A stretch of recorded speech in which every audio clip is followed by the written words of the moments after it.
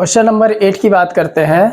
इसके अंदर क्या कहते हैं, आपको क्लास इंटरवल फ्रीक्वेंसी दी है, मतलब एब्सेंटीज स्टूडेंट आपको निकालने हैं या एब्सेंटीज स्टूडेंट के जो डेज निकालने हैं आपको। ठीक है, अब देखिए इसमें क्या करना है।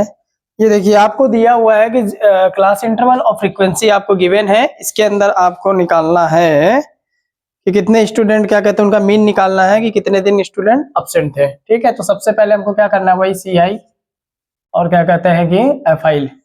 दो चीजें हमको गिवन है, दोनों चीजें हमको क्या कर लेनी है, नोट कर लेनी है। तो 0 से 6, 6 से 10, 10 से 14, 14 से 20, 20 से 28 एंड 28 से 38, 38 से 40 एंड फिनिश। देखिए इस क्वेश्चन में ध्यान से देखिए कौन कौन सा मेथड लग सकता है, पहले तो हमको ये पता होना चाहिए, फिर वो हमारी विश है, हमारी इच्छा है कि क्या कहते हैं कि हम कौन सा यूज करेंगे। देखिए 11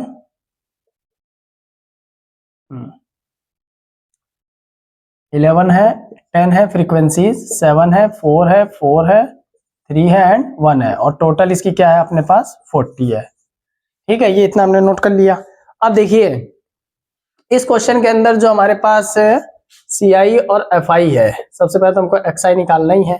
ठीक है, अब देखिए इसके अंदर हम लोग क्या क्या मेथड लगा सकते हैं। इसके अंदर हम लोग एक तो डायरेक्ट मेथड लगा सकते हैं, भाई स्मॉल डिजिट है, ज्यादा कोई इतना बड़ा नहीं है। ठीक है, तो हम इसके अंदर डायरेक्ट मेथड भी लगा सकते हैं, कैलकुलेशन क्या कहते हैं 400-500 के अंदर ही हो जाएगी। अब दूसरा क्या कहते हैं, इसके अंदर हम लोग एज्यूमिंग मेथड भी लगा सकते हैं। एज्यूमिंग मेथड इसलिए लगा सकते हैं क्योंकि हमें XI निकाल लेना है, XI और DI equal to XI minus A होगा, वो भी निकल जाएगा, हो जाएगा उससे भी। बट हम लोग इसमें स्टेप डेविएशन मेथड नहीं लगा सकते। क्यों नहीं लगा, देखिए इसमें 0 से लेके 6 तक क्या है, तो 6 है, 6 से 10 में कितने का गैप है भाई, 4 का गैप है। 10 से 14 में फिर 4 का है, और 24 से 14 से 20 के अंदर 6 का गैप है। 20 से 28 में अब 8 का गैप है। 28 से 38 में क्या कहते हैं 10 का गैप है, और 38 से 40 में क्या कहते हैं 2 का गैप है। यानी जो H की वैल्यू है वो सबके लिए क्या कहते हैं अलग अलग है। तो हमारे पास जब H की वैल्यू सब में सेम नहीं आई, तो हम इसके अंदर क्या कहते हैं स्टेप डेविएशन मेथड हम इसके अंदर यूज नहीं कर सकते। अब जब स्टेप डेविएशन नहीं लगा सकते, तो अब दो ही मेथड बचे, डायरेक्ट और एज्यूमिंग मेथड। अब आप इसको चाहे डायरेक्ट से करिए चाहे एज्यूमिंग से करिए, आपका हो जाएगा। तो हम लोग क्या कहते हैं डायरेक्ट मेथड यूज करते हैं। ठीक है, डायरेक्ट मेथड यूज करने के लिए सबसे पहले हमको क्या करना है कि इसका XI की वैल्यू हमको निकालनी रहेगी। ठीक है, तो अब इसकी XI की जो वैल्यू आएगी, अब वो देखते हैं क्या आती है। अब 0 + 6 कर ले रहे हैं पहले, 0 + 6/2 कितना हो जाएगा, 6/2 कितना आ गया भाई 3, इसका आ गया हमारे पास 3। 6 + 10/2, अब इसमें सबका निकालना पड़ेगा ना, तो 10 और 6 कितना हो गया 16/2, कितना आ गया 8, तो यहाँ पर हमने 8 लिख दिया। अब क्या 10 से 14 है, तो 10 + 14/2, 24/2 कितना आ गया 12, तो यहाँ पर हमने लिख दिया 12। अब 14 से 20 है अपॉन 2, तो कितना आ गया 34/2, कितना हो जाएगा भाई 17, 2 का डिवाइड कर लीजिएगा 17। अब 20 से 28 है, तो 20 + 28/2, तो 8 हो गया, 2 2 4 हो गया 2, तो ये हो जाएगा 24। तो यहाँ पर हमारी वैल्यू कितनी आ गई 24। 28 से 38 है, 28 + 38/2, 8 8 16, 2 3 5 और 1 6, कितना आ गया भाई 33। ठीक है, तो ये हमारे पास आ गया 33। अब 38 से 40 है, 38 + 40/2, 78/2, 2 3 = 6, 1 2 9 = 18, कितना आ गया 39। तो ये हमारे पास क्या हुआ, सारी XI की वैल्यू आ गई। अब हमको क्या करना है, डायरेक्ट मेथड के अंदर हमको पता है अब आगे क्या करना है, आगे अब कुछ नहीं है। अब आगे हमारे पास सिर्फ क्या करना है, FI × XI, यही फाइंड आउट करना है। FI × XI निकालना है डायरेक्ट मेथड के लिए। इसमें एज्यूमिंग से भी आप कर सकते हैं, कोई वो नहीं है। ठीक है, आपको बताया अभी।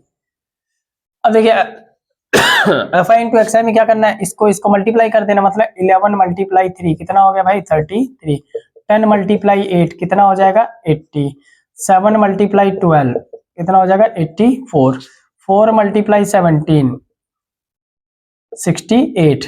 ठीक है, और 4 × 24, तो 4 4 = 16, कैरी 1, 4 2 = 8 और 1 9, 96, और 3 × 33, तो 3 3 = 9, 3 3 = 9, 1 × 39 मतलब आ गया आपका 39। अब क्या चाहिए हमको, अब हमको पता है कि डायरेक्ट मेथड है। कौन सा मेथड है, बाय यूजिंग डायरेक्ट मेथड। हमने इसमें क्या लगाना है, डायरेक्ट मेथड लगाना है। डायरेक्ट मेथड के लिए जो फॉर्मूला है वो क्या है भाई, सिग्मा FI XI/सिग्मा FI। क्लियर है?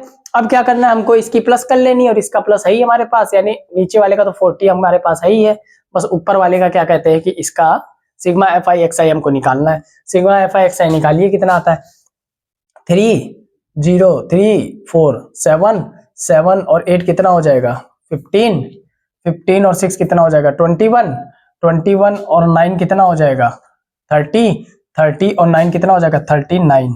कैरी कितना गया आपके पास 3। ठीक है, तो 3 3 6 6 और 8 कितना हो जाएगा 14 14 और 8 कितना हो जाएगा 22 22 और 6 28 28 और 9 कितना हो जाएगा 37 37 और 9 कितना हो जाएगा 46 46 और 3 कितना हो जाएगा 49, मतलब 499 आ गया। ठीक है, 499। ठीक है, अब जिनको काटना आता है 2 की टेबल से काट लीजिए, जिससे जहां तक 2 की टेबल से कहां कटेगा 499 है ना, तो 4 22। ठीक है, काट पाए तो काटिए, नहीं तो क्या कहते हैं इसको सीधा डिवाइड कर दीजिए। किससे 40 से 499 में क्या करिए डिवाइड कर दे रहे हैं, तो 40 बन जा 40, कितना बचा 9। नेक्स्ट डिजिट हमारे पास क्या है 9 है। 42 जा कितना होता है 80 होता है, 4 3 जा 12 120 रहेगा, तो वो ज्यादा हो जाएगा, तो 2 टाइम्स गया 80, क्या आया 9 और 9 में से 8 गया 1। अब 40 19 से क्या है कम है, तो क्या कहते हैं 40 19 से हमारा क्या है ज्यादा है और 19 क्या है कम है, तो अब यहाँ पर क्या लगेगा पॉइंट और यहाँ क्या लग जाएगा 0। तो 4 4 जा 16 4 5 जा 20, 5 टाइम ज्यादा हो जाएगा, तो कितना आ जाएगा 4 4 जा 16, यानी कितना आ गया 0। 9 में से 6 गया कितना है 3। नेक्स्ट फिर 0 उतार लेंगे हम लोग। 4 7 जा 28, 4 7 जा 28 मतलब 280 हुआ, तो 0 10 में से 8 गया 2, फिर क्या कहते हैं 0, तो 4 5 जा 20 200 खत्म। यानी हमारे पास आंसर आया 12.475 यूनिट या डेज, जो भी आपका आंसर में आपको निकालना हो, जो भी आपको यूनिट दी हो। ठीक है, अब देखिए 475 है। अब यहाँ मैंने कहा था ना कि लास्ट में देखिए 5 या 5 से प्लस है, लास्ट में क्या मतलब 2 के बाद तीसरे नंबर पे देखिए 5 या 5 से प्लस है, तो क्या करेगा इसको +1 दे देगा, तो ये कितना हो जाएगा, तो 12.48 यूनिट या डेज जो भी हमको निकालना है। ठीक है, तो इस आंसर को हम लोग इस तरीके से भी लिख सकते हैं। ठीक है, तो नोट कर लीजिए क्वेश्चन नंबर 8, फिर बात करते हैं क्वेश्चन नंबर 9 की।